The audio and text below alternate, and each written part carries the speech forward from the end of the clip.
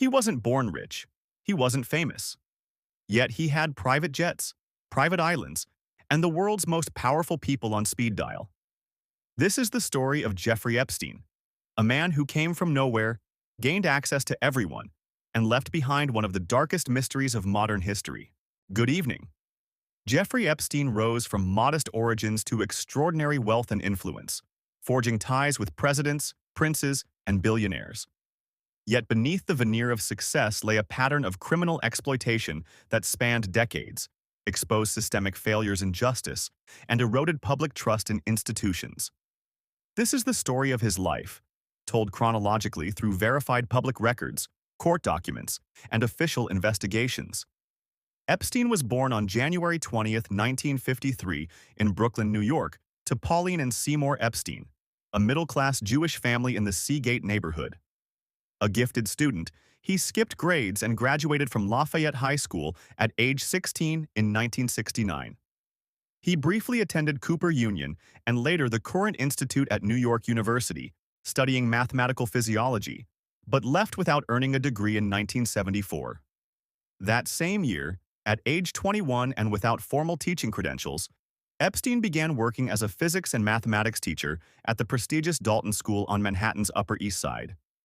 He was dismissed in 1976 for poor performance. Through a connection with a parent linked to Bear Stearns' CEO Alan Greenberg, Epstein joined the investment bank that year as a junior assistant on the trading floor.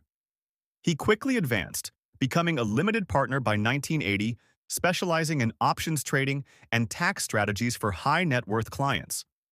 In 1981, Epstein left Bear Stearns amid a regulatory violation but without formal charges. He founded his own firms, starting with Intercontinental Assets Group, focused on asset recovery. From 1987 to 1989, he consulted for Towers Financial Corporation, run by Stephen Hoffenberg, which later collapsed as a $450 million Ponzi scheme. Epstein departed before the fraud was exposed and faced no charges. His true financial ascent began in the mid-1980s when he met retail magnate Leslie Wexner. By 1987, Epstein was managing Wexner's fortune. In 1991, he received full power of attorney over Wexner's affairs. In 1988, Epstein founded J. Epstein & Company, later renamed Financial Trust Company, and relocated to the U.S. Virgin Islands for tax advantages. He claimed to manage assets only for billionaires, though few clients were publicly confirmed beyond Wexner. By the 2000s, his firm employed over 150 staff, and his personal wealth reached hundreds of millions, with an estate valued at approximately $600 million at his death. Epstein's lifestyle reflected this fortune. He owned one of America's largest private residences, a 9-story Manhattan townhouse gifted by Wexner in 1998, along with a Palm Beach mansion, a New Mexico ranch, Paris apartments, and 2 private islands in the U.S. Virgin Islands, Little St. James, purchased in 1998, and Great St. James, acquired in 2016.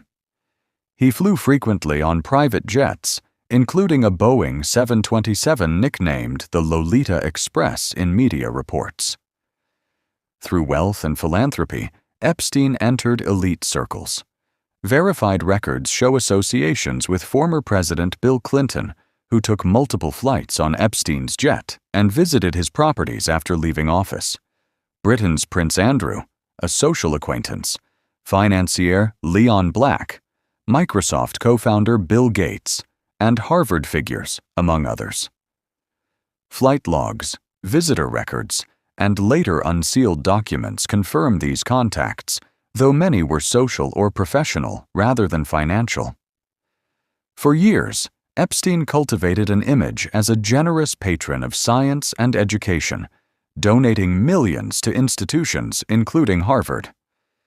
Yet behind closed doors, allegations of criminal conduct were mounting. In 2005, Palm Beach police began investigating after a parent reported that Epstein had sexually abused her 14-year-old daughter.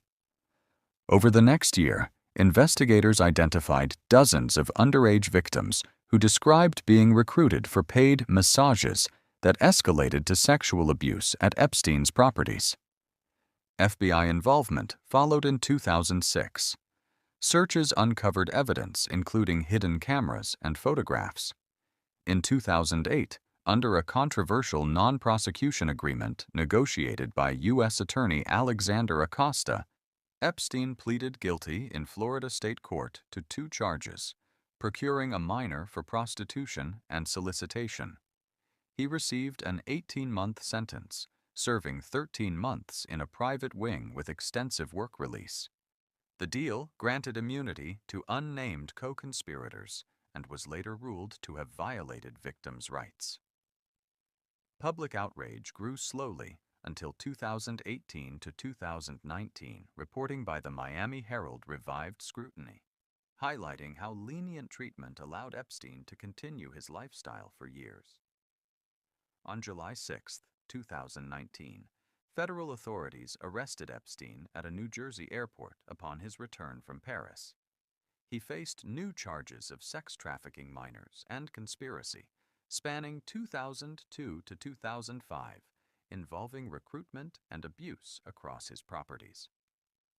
Prosecutors described a network that paid victims to bring in others. Denied bail as a flight risk, Epstein was held at the Metropolitan Correctional Center in New York. On July 23, 2019, guards found him injured with neck marks. Officials classified it as a possible suicide attempt and placed him on watch, but removed him 6 days later.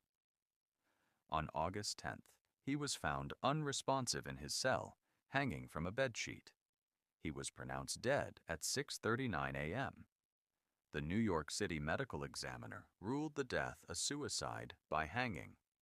Autopsy findings included broken neck bones consistent with hanging, though some private pathologists questioned the conclusion. A 2023 Justice Department Inspector General report cited severe negligence, falsified guard logs, malfunctioning cameras, and protocol violations, but found no evidence contradicting suicide. Epstein's death sparked global suspicion, fueled by the jail irregularities, his high-profile connections, and the timing amid federal charges. Conspiracy theories proliferated, but official investigations, including FBI reviews and later released footage, reaffirmed the suicide ruling. Charges against Epstein were dismissed after his death. Attention shifted to associates.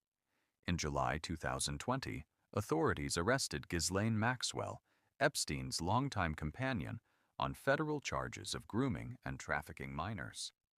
In December 2021, a jury convicted her. She received a 20-year sentence. The case's aftermath continues. Epstein's estate established a compensation fund, paying out tens of millions to over 100 victims. Civil settlements followed, including with banks accused of enabling his activities.